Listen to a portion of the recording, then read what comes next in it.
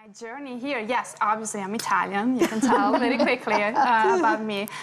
Yes, so I was born and raised in the south of Italy. My hometown is called Rotondella. It's 2,000 people. It's really beautiful on top of a hill. A lot of historical monuments, so you should all visit. So I grew up there with my brother and sister, and then I moved to Rome for the college and grad school. I did civil engineering and then structural engineering. Now your dad was in this field as well? Right, exactly. So my dad, right out of high school, he started his own business, and he's done many different things throughout the years, but I would say that the main focus for the past 15 plus years has been around water treatment plants and alternative energy. So I kind of always had it in me. His work is all around really providing services to communities, often remote communities in the southern regions of Italy. So the idea, I think I always had the infrastructure in me, but that kind of developed. I like that. Had the infrastructure in me. That kind of took on a different path, though. I think once I moved in the Now, United in your States. class, how many women were there? I'm just curious if the attitude is You different. can even ask her about the job, too. Right. So it wasn't really bad in school. I think, in school, in college, it was about 40%. When I went... That's a big difference between the United States. It's a very big difference. Right. Yeah, big difference. Because civil engineering was about 40%. And then when I did my grad school in structural engineering, that was a little bit less. And so, it was actually during my research in structural engineering that, I was about to graduate and I didn't really know what I wanted to do exactly in my profession. And that's where, kind of to buy myself a little bit of time, I applied for a master's degree here in New York in construction management. And that's so that's how you came over. That's how you got here. Right. And then you decided to stay here, And then, first of all, when I got my acceptance letter, I had to promise my dad that I would go home right away after 1 year. Right. And obviously that didn't work out. No, the reality is that I got this job offer from AECOM. It was 5.5 years ago now. And also, even at that point, the idea was I gave it a try for 1 year, maybe a couple of years, just to experience the industry here in New York. And also the large corporation, being AECOM.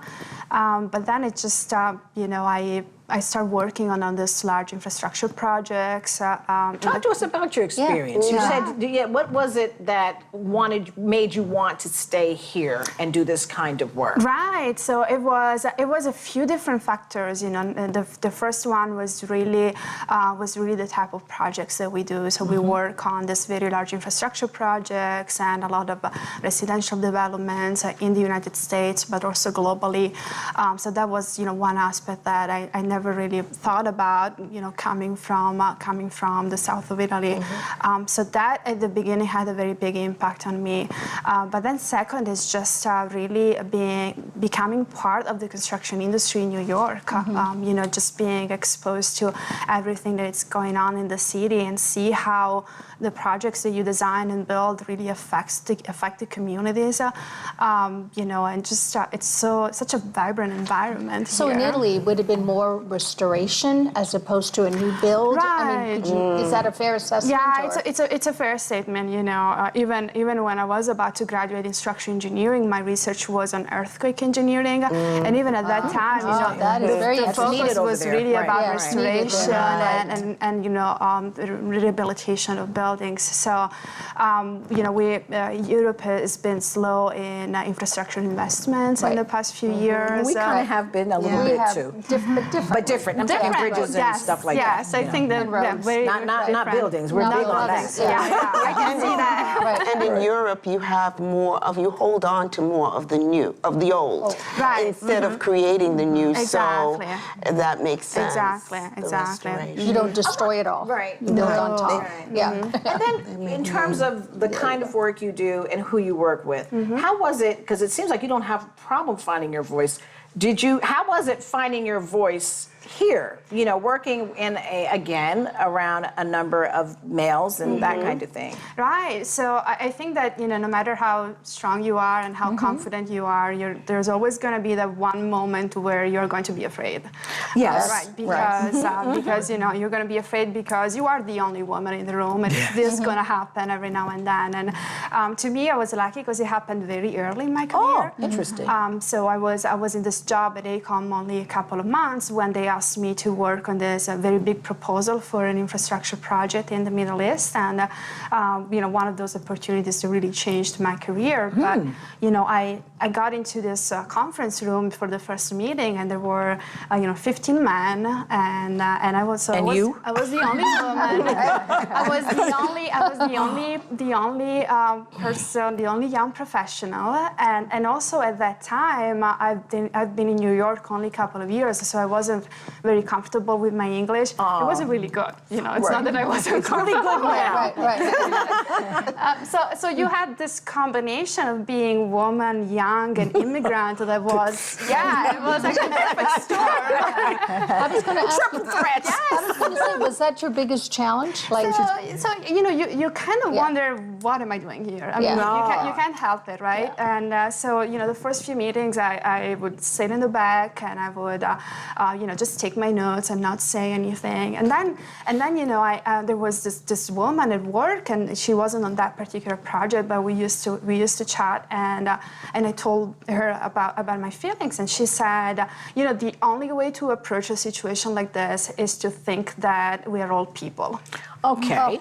Okay. And just one statement really changed my approach. So the next day, I got into the room and I sat at the table and I you know, raised my opinion when I thought it was meaningful. So, you know, the advice that I always give to everyone on my team is, you are there because you have a unique point of view, you have a unique perspective, and you're there because you will add value. So don't be afraid, even if the situation or the environment might make you a little bit uncomfortable.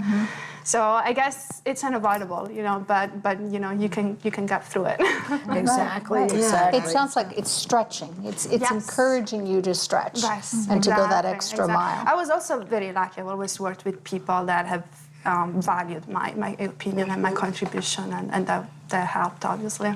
That's wonderful. And now, again, a question that we asked on another episode had to do with why we don't see more women in STEM careers. I'd like to hear you two's your feedback on that. Why don't you think we have more? Sure. Well, I actually have been studying some statistics regarding gender equity in architecture, engineering, and real estate, and we were talking about graduation rates for engineers. It's about 20% female to male. So the pool that we're drawing from as employers is 4 men to every woman. Exactly. So we're drawing from a smaller pool. However, we basically have almost 50-50 for entry level, but it's really over time that the numbers really shift, the percentages really shift, really around, I think, and statistics have proven this out, around the 7-year mark, which 7 years out of school, a lot of young women are, together with their partners, are making decisions on starting families and who stays home. Right. There you go. Wow. Right, the family, right? Family. Right. And I really think that what, you know, one way to keep more women, we talk about attracting women and then retaining women and advancing women. Those are kind of the 3 areas. I think retaining is key. Right. And in all of this, and what you're right. So what would that take? Yeah. What would that take? Because I do know that most women, although they raise families, it's no longer stay-at-home moms. It's not one income anymore. It's not. It takes 2 incomes. So even if they were to leave, I would expect them to come back. So why aren't they coming back? I think re-entry is very difficult. Re-entry is re-entry. And I, you know, what would it take personally? I think childcare assistance. I was going to, Yes. And I saw that as one of the issues with your people as well, the childcare. It's the same for the trades workers, right? But how do you address that? Don't you all have very difficult? So we address it through like our social services team. So before someone starts our program, and while they're in our program, we're working on: do you have backup to the backup childcare, and are you ready? And are you ready now? So that when you're a first year apprentice, right, and you are expected to do overtime, you can, a quick text and someone can help you out there. And then it's early morning, right? It's really early morning, and that's really hard to come by. That is, and it's really early. Yeah. I know that my company has a wonderful program. It was called Child Care Inc., where if you couldn't be at work that day, they would send somebody to your house, and the company would pays 80%, and you would pay 20 for the first few days, and then after that, it would be more of a 70-30. But whatever the case may be, it was thoughtful. Exactly. It was very, very thoughtful. Exactly. It was very, very But thoughtful. I'm surprised we're having this conversation today. Yeah. Why are we still talking Hey, about why this? when you see what happened in Alabama? Right. Yeah. Right, Really? exactly. You surprised we're having the conversation? Mississippi. Well, I guess I am. I'm Yeah, I floored know. by It that. is stunning because we live in the New York City bubble. Right. I guess so. When I had my first child, I took my salary, I took it after tax, and I looked at how much it would cost for me to have childcare. Right. And the difference was $500 a month. Yeah, that's it. Well, you can't live on that. No, you can't pay rent on that. No. And thankfully, I have 2-income family, so we were able to make it work. But without that, it's nearly impossible. But it's also about representation, I think. You know, the fact that we don't have that many women in senior leadership positions. To push the agenda. It makes you wonder also, like, why nobody before me made it to the top. Am I going to be able to do it? Maybe I'll switch to a different industry where there are more women in leadership positions. So that is a question that, you know, we still can't really answer. And, you know, the lack of mentors, you know, I had great men mentors, but, you know, for certain issues like this, you might need another woman. You need another woman, and that makes the construction industry still a challenge. I guess that's up to you, Kathleen. Mimi and I have been working on it together in terms of the whole industry, because it's why, you know, as Mimi was saying, it's why retention is so important across the realm, because that's the future leaders. Yeah. So that's. But you know, too, a lot of these are obstacles that we have to face and we just kind of have to get over.